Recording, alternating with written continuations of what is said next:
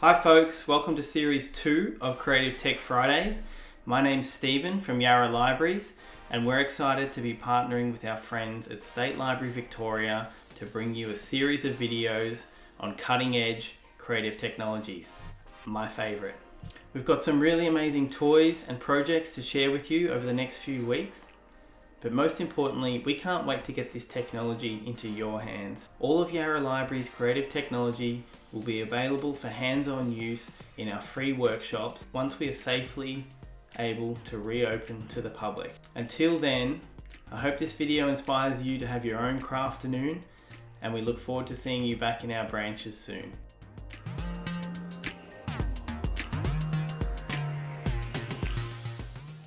Today I'm at home, as I'm sure all you are as well, and with me I have my trusty sidekick, the Cricut Maker. This is a craft and textiles cutting machine. It uses various tool attachments to cut, score, and even draw patterns onto over 300 different materials. It allows you to get repeatable, fast, clean cuts that would make even the steadiest human hand jealous. And to demonstrate what it's capable of, my colleague Jackie is going to show you a stay-at-home sewing project. At the end of the project, we'll use this machine to add an extra bit of flair. I'm going to kick it over to Jackie now, but I'll see you later on to show you the Cricut Maker in action. Today we're going to look at how to make a Japanese Boro bag. The project comes from a book of craft projects from the Victorian Albert Museum, which are all based on objects in their collection. We're going to extend the project somewhat by taking a digital image and cutting it out on the Cricut. I'm going to show you how to do this in some of the different file types you're going to need to know.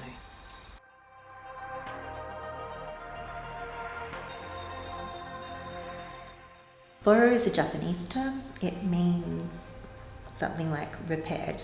Before cotton in Japan, fabric was handmade using linen and hemp and ramie. As garments were worn out, they'd be repaired with patches. And so sometimes you'd have these robes that had generations and generations of people work on them.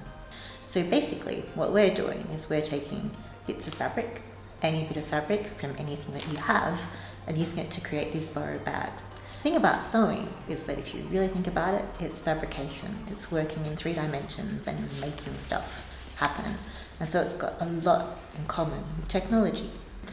The great thing about this project is that it also fits in really well with ideas of sustainability and the environment as we make do with what we have. These are the handles, just doing 3 lines of sashiko stitching. The point of the stitching is to just strengthen the fabric, and it's a little bit decorative.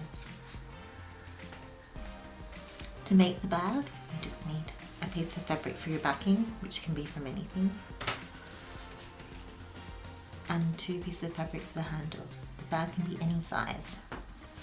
So the running stitch is all the way along the bag as well.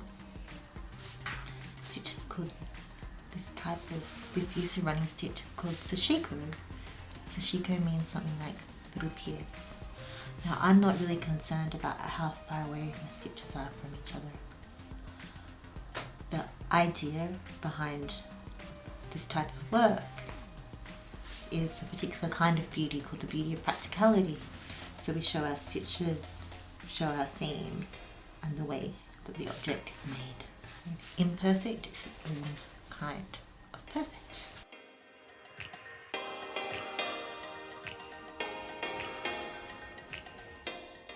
Okay, I found these beautiful illustrations on the Internet Archive. I want to use this kind of shape of waves on my Boro bag.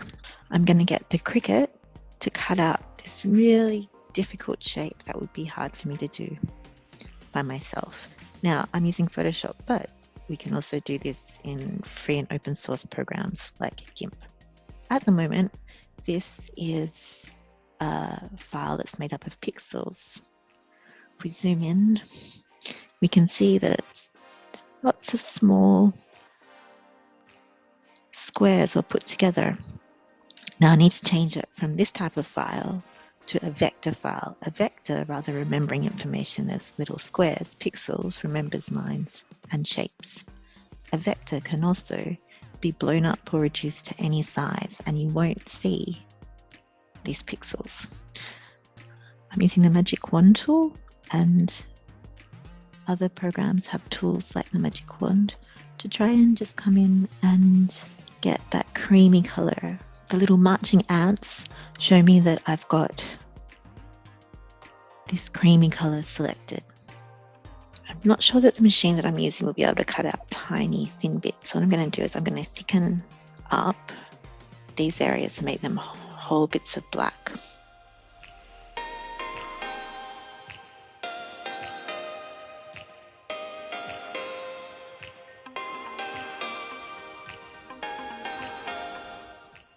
This machine is brand new, so let's start by getting it unboxed and set up. The Cricut Maker comes with a couple of accessories. This one is a washable fabric pen that can be used to plot stitch lines that disappear in the wash. The star accessory is the rotary fabric blade. It's basically a pizza cutter for fabric, and it's what we're going to use to cut Jackie's design today. The biggest advantage of this machine is the ginormous library of materials that it can cut. Anything from paper and vinyl through to tougher materials like balsa wood and leather. It's all fair game thanks to an equally impressive range of accessories. To use the machine, you start by loading a digital image into its accompanying software. The next step is to pick your material, place it onto the adhesive cutting mats, click go, then sit back and relax.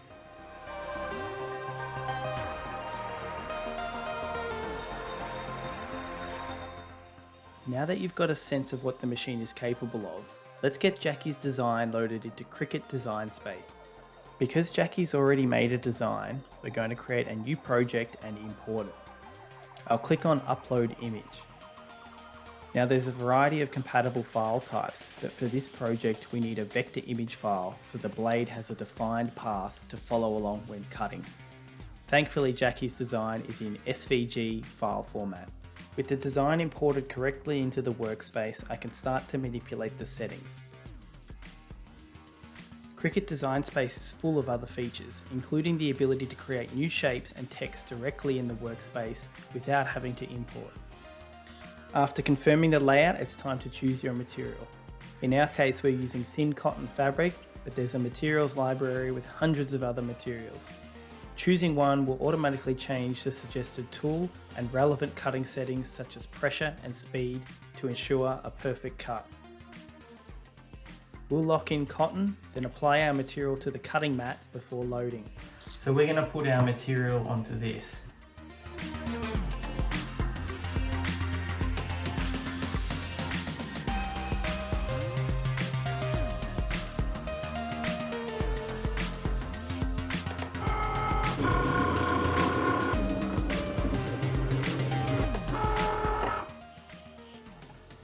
All done. Let's get this peeled off and it's off to Jackie for the final assembly. Thanks, Stephen. Now I've added the patches that Stephen cut on the Cricut to this bag. As you can see, it adds a beautiful bit of detailing. Now, if you'd like to make this project, please come to our workshop. There's also a PDF online. Link is at the end of this video.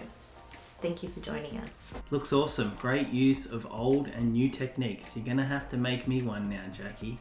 If you like this video, I encourage you to jump onto our website and check out our digital What's On booklet. There's something for everyone, especially for all you thrifty crafters in our Yarra Make Do series of workshops. And we've got more creative tech videos to share with you soon, including laser cutting a book display stand. So be sure to follow Yarra Libraries on social media to stay up to date. I've got to get started on my next project. I'm thinking samurai face mask. Nobody's gonna steal my toilet paper again. I'd like to see that project, Stephen. Thanks for joining us, everyone. And if you'd like assistance with technology, Yarra Libraries offers free one-on-one digital coaching both online and over the phone. Please go to our website and search for digital coaching for instructions on how to book. See you later.